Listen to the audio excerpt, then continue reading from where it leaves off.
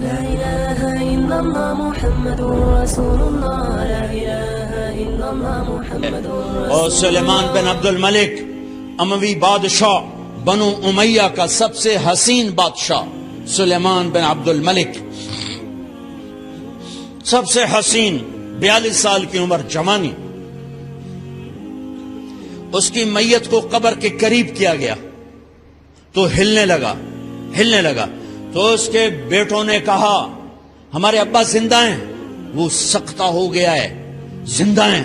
عمر بن عبدالعزیز رضی اللہ رحمت اللہ علیہ فرمانے لگے ارے بھتیجو زندہ نہیں ہے، قبر کا عذاب جلدی شروع ہو گیا ہے. بل عجل اللہ بالعقوبہ، چھپاؤ، جلدی چھپاؤ. عمر بن عبدالعزیز جس تخت پر بیٹھے اس پر سلیمان تھا، اس پر ولید تھا، اس پر عبد الملک تھا. ان تینوں نے اپنے من کو راضی کیا، عمر بن عبدالعزیز نے اپنے رب کو راضی کیا. جب عمر بن عبدالعزیز کا وقت آیا مرنے کا تو انہوں نے بلایا رجا بن حیوہ سے، فرمایا کہ میں نے عبد الملک بن مروان، چاچا بھی تھے سسر بھی تھے، ان کی بیٹی فاطمہ سے شادی ہوئی تھی. میں نے اس کو قبر میں اتارا، کفن کی گرہ کھول کے دیکھا تو اس کا چہرہ قبلے سے ہٹ چکا تھا، رنگ کالا سیاہ پڑ چکا تھا. عبد الملک بن مروان گورا چٹا تھا، یہ جگہ سرخ تھی، کالا. پھر میں نے ولید کو قبر میں اتارا، اس کا بیٹا 10 سال حکومت کی، اس نے 21 سال حکومت کی، اس نے 10 سال کی، ولید بن عبد الملک. میں نے اس کے کفن کی گرہ کو کھول کے دیکھا تو اس کا رنگ سیاہ ہو چکا تھا اور قبلہ کی طرف سے چہرہ پھر چکا تھا. پھر اس سلیمان کا واقعہ تو ابھی سنایا. پھر اس سلیمان کو قبر میں اتارا اور اس کے کفن کی گرہ کو کھول کے دیکھا تو اس کا چہرہ قبلے سے ہٹ چکا تھا. اب میں جا رہا ہوں، مجھے دیکھنا.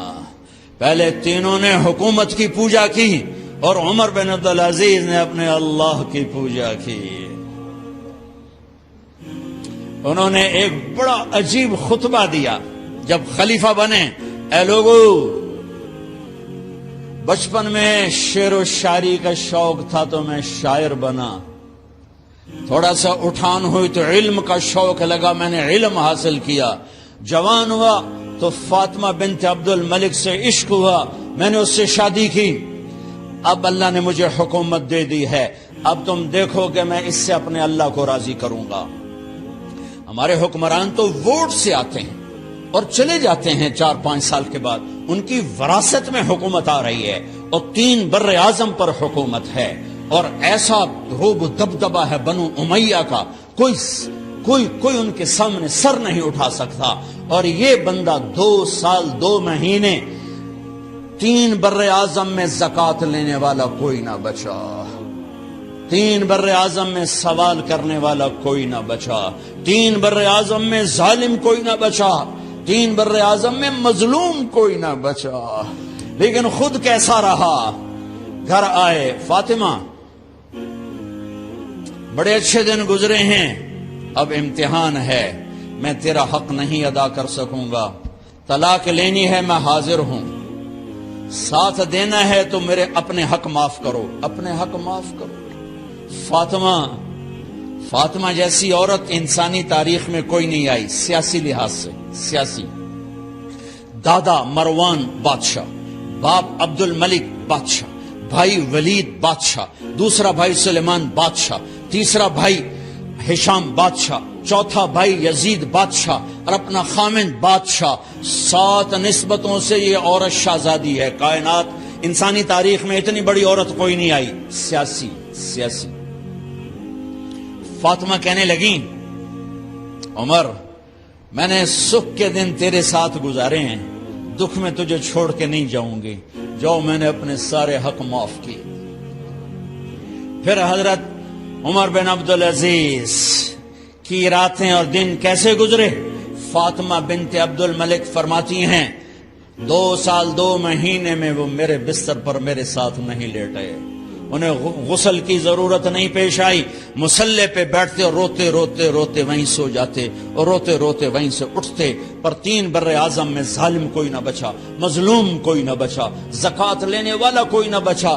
بھکاری بھیک مانگنے والا کوئی نہ بچا، 3 بر اعظم کو ایسے صاف کر دیا۔ یہ فیصل آباد بھی ان کی حکومت میں شامل تھا، چونکہ ملتان وہ بمبئی تک اور ملتان دیپال پور تک یہ سارا علاقہ ملتان میں آتا ہے، اور محمد بن قاسم نے ملتان فتح کیا ولید کے زمانے میں۔ اپنی حکومت کو اللہ کی رضا کے لیے استعمال کیا۔ کیسے استعمال کیا؟ سارے مال فاطمہ کا سارا زیور بیت المال میں ڈال دیا، تنخواہ پہ آ گئے۔ عید کا موقع آیا، بچوں نے ماں سے کہا، 12 بچے تھے، بچیاں 12 بچے بچیاں، ہمیں کپڑے لے کر دو، عید آ رہی ہے، ہر آدمی اپنے بچوں کے لیے کپڑے لے رہا ہے۔ ہمارے بچے بھی کہہ رہے ہیں کپڑے لیں، جاؤ بھائی لو۔ فاطمہ کے پاس عمر 3 بر اعظم کے بادشاہ کے بچے آ رہے ہیں، ماں جی عید آ رہی، کپڑے تو لے دیں، ابا سے کہیں کہ ابا سے بات کرتی ہوں۔ ابا تشریف لائے، خزانے لبالب بھرے ہوئے گندم کے ڈھیر کی طرح، کہ امیر المومنین بچے کپڑے مانگ رہے ہیں۔ فاطمہ میرے پاس تو پیسے نہیں، میں کہاں سے کپڑے لے کر دوں، میرے پاس تو پیسے کوئی نہیں۔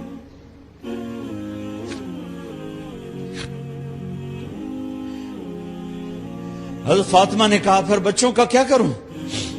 کہا پھر مجھے بھی نہیں پتا کیا کروں۔ اس کے پہلے 3 حکمرانوں نے لوٹ مار کے بازار گرم کیے، ظلم و ستم کے پہاڑ توڑے، اور آج اسی خزانے پہ ایک شخص بیٹھا ہے جو اللہ کو راضی کرنے کے جھنڈے گاڑ رہا ہے۔ تو فاطمہ نے کہا آپ ایسا کریں، اگلے مہینے کی تنخواہ ایڈوانس لے لیں، اس سے میں اپنے بچوں کو کپڑے لے دیتی ہوں، اور گھر کا خرچہ میں مزدوری کر کے گھر کی روٹی چلا لوں گی۔ ارے اپنی تاریخ پڑھو، صرف ڈرامے ہی نہ دیکھتے رہ جاؤ، صرف گانے ہی نہ سنتے رہ جاؤ۔ اور بھی دکھ ہیں زمانے میں محبت کے سوا، راحتیں اور بھی ہیں وصل کی راحت کے سوا۔ انہوں نے اپنے بلایا وزیر خزانہ مزاحم، اپنا ہی غلام، ہاں بھائی مزاحم ہمیں بچوں کے کپڑے چاہیے، تو اگلے مہینے کی تنخواہ ایڈوانس مل جائے۔ وہ کہنے لگے امیر المومنین آپ مجھے لکھ کر دے دیں کہ آپ 1 مہینہ زندہ رہیں گے، میں آپ کو تنخواہ دے دیتا ہوں۔ عمر بن عبدالعزیز سر جھکایا، اٹھے، گھر گئے، فاطمہ میرے بچوں سے کہہ دو کہ تمہارا باپ کپڑے لے کے نہیں دے سکتا۔ اپنی تاریخ تو دیکھو،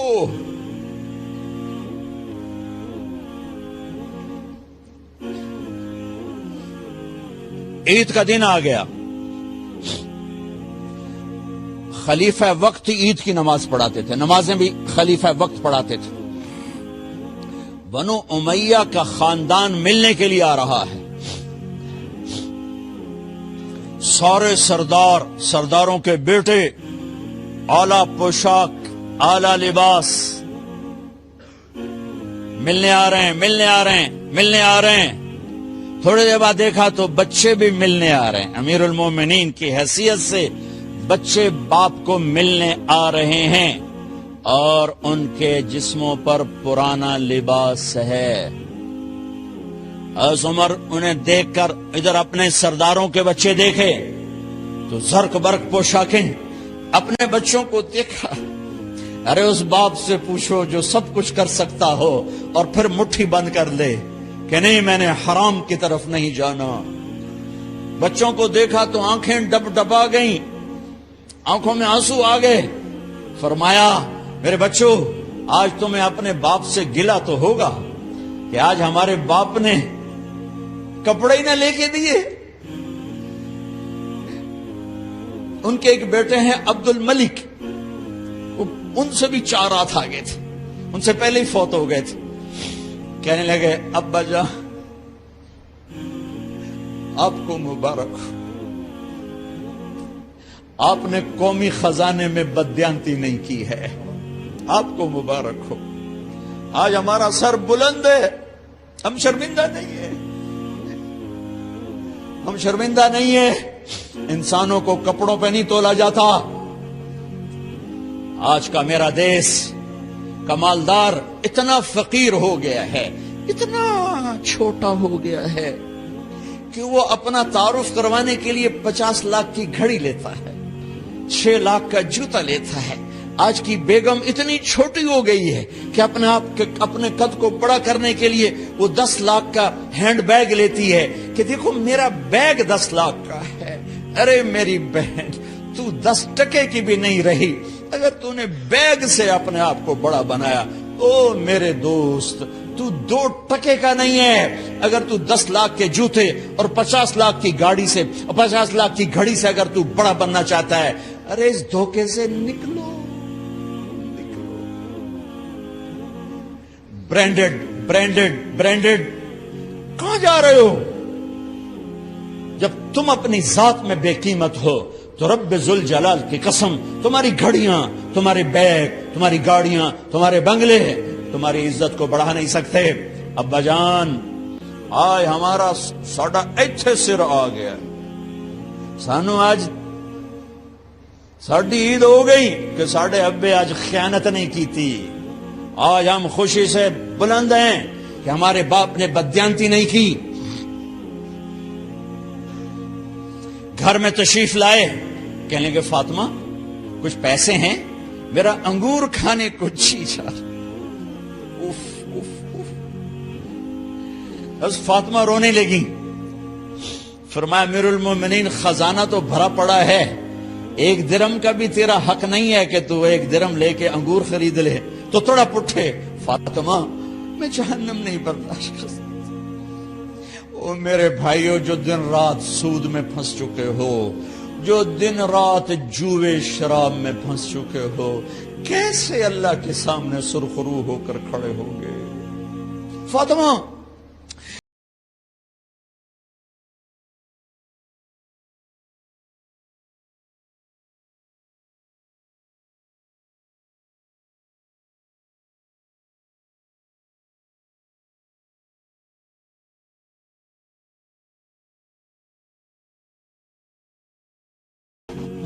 منہ پہ ہاتھ، کپڑا رکھا، دوپٹہ رکھا منہ پہ اور بات کریں۔ آپ نے پوچھا ارے کیا ہوا تمہیں، یہ منہ پہ کپڑا کیوں رکھتے ہو؟ تو خاموش ہو گئی، لیکن گھر کی خادمہ رو پڑی۔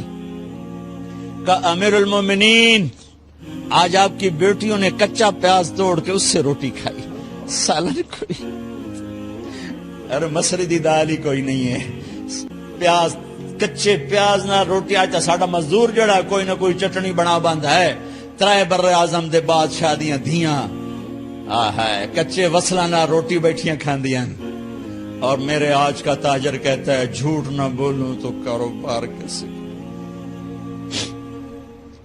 میرا افسر کہتا ہے رشوت نہ لوں تو گزارا کیسے کروں۔ تو عمر بن عبدالعزیز پھس پہ ہچکیوں کے ساتھ روئے کہ میری بچیوں میں تمہیں بڑے اچھے کھانے کھلا سکتا ہوں اور میں جہنم کی آگ برداشت نہیں کر سکتا۔ بھائیو، اس بندے نے اپنے آپ کو ذبح کر دی، اللہ کو راضی کرنے کے لیے ذبح کر دی، اپنی ذات کو، اپنے جذبات کو، اپنے احساسات کو۔ جب گورنر ہوتے تھے نا تو حضرت فاطمہ کی ایک باندی تھی، ان سے انہیں عشق ہو گیا، تو اپنی بیگم سے کہتے یہ باندی مجھے گفٹ کر دو، وہ کہتی میں نہیں کرتی۔ جب یہ خلیفہ بنے کئی دفعہ ان سے کہتے مجھے ہدیہ کر دو، مجھے دے دو، وہ کہتے میں نہیں دیتی۔ جب یہ خلیفہ بنے تو ان کی بیگم نے اس باندی کو نہلایا، خوبصورت زیورات سے سجایا، عالی شان میک اپ کیا اور اس کا ہاتھ پکڑ کے لائی، امیر المومنین یہ آپ کی خدمت میں گفٹ ہے۔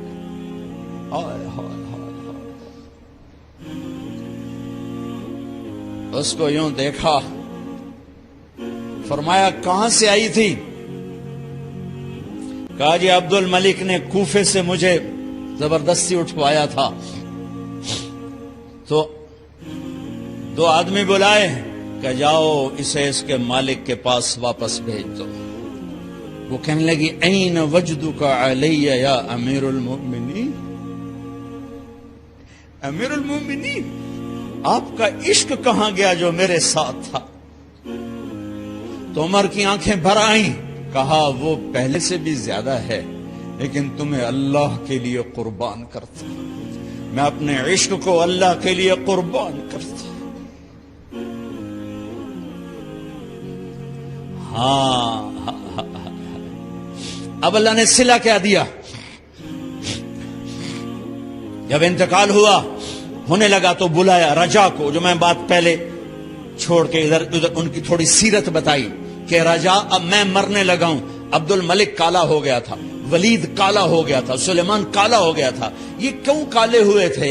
یہ بے نمازی نہیں تھے، بدکاری نہیں کرتے تھے، کسی کی طرف ان کی میلی آنکھ نہیں اٹھی کبھی، یہ ظالم تھے، ظالم انسانوں کا خون پیا، مال میں خیانت کی، اس پر اللہ نے چہرے پھیر دیے۔ آج عمر بن عبدالعزیز جا رہا ہے کہ دیکھو میں جا رہا ہوں، مجھے دیکھو میرے ساتھ کیا ہوتا ہے۔ ان کا انتقال ہوا، ان کی میت قبر کے کنارے رکھی گئی اور اب نیچے اتارنا ہے۔ سلیمان کی میت کو اتارنے لگے تو ہلنے لگا اور عذاب قبر پہلے شروع ہو گیا۔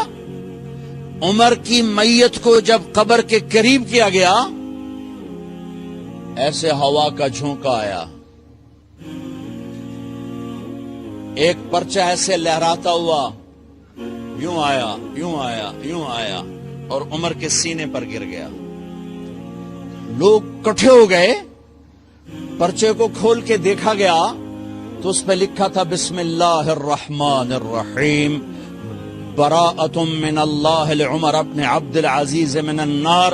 یہ پروانہ ہے اللہ کی طرف سے اس کے بندے عمر کے لیے کہ اسے جہنم سے نجات کی خوشخبری سنا دی جائے۔